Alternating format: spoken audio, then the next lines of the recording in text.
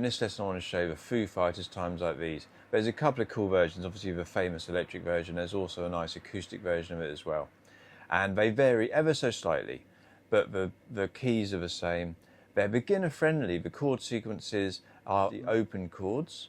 There's a couple of variations on open chords you probably already know, just little subtle variations, and a chord you may never come across again. And that's where we start. It's this unusual voicing.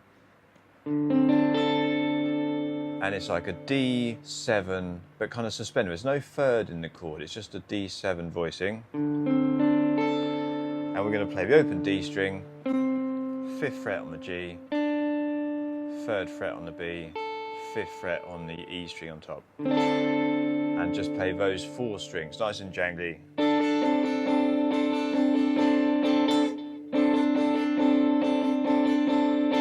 And make sure you get those nice and smooth, down, up, down, up, down, down, up, down, up, down, down, up. Get that really nice and jangly, really focus on the top trebly part of the chord.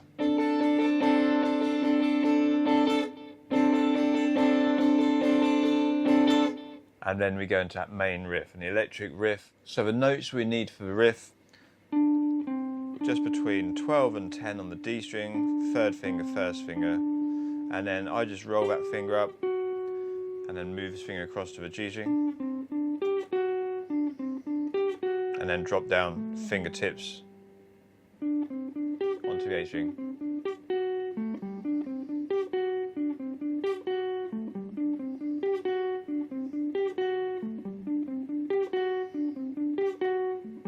But if you put your metronome on to keep your timing, I've programmed my metronome to be in a bar of 7, but it's emphasising as if it's a bar of 4 and a bar of 3. And that's kind of the only way you can set a metronome really, mostly, I think. So this is my metronome clicking away.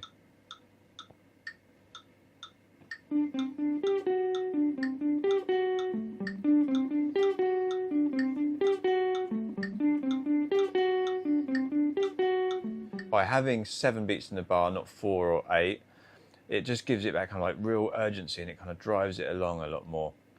We have to be very careful, really listen, really copy the timing, make sure you don't get caught out, and it feels weird at first, but it's doable as long as you're just aware of how to count it. If you try and count your 4 beats in the bar, you're going to slip up every time. You can do some palm muting, keep your hand very lightly pressed on the strings by the bridge.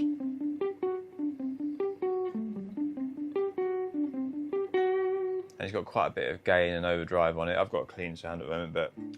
So when you get to a verse, if you just play the most simple versions of the chords, you're going to go from a D chord to an A minor chord,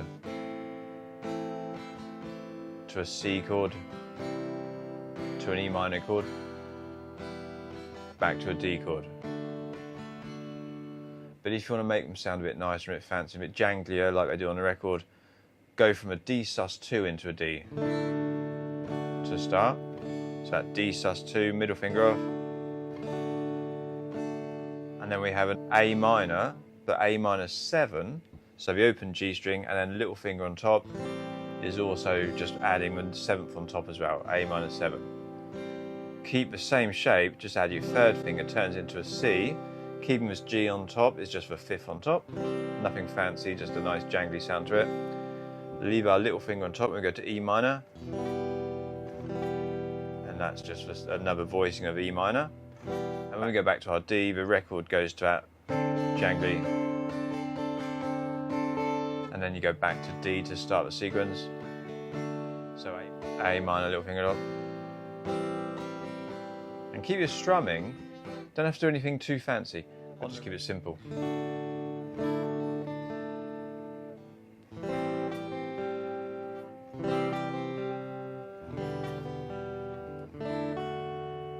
When you go into the chorus, 3 chord sequence: C major, E minor, D. And that just keeps going round.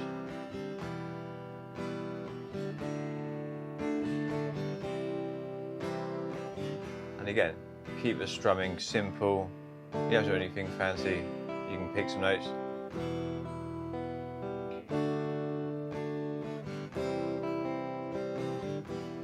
Mix some pick notes in with your strumming as well.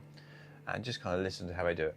On the acoustic version, there's a Foo Fighters acoustic version, and the guitar at the beginning, instead of playing this jangly version, he plays this.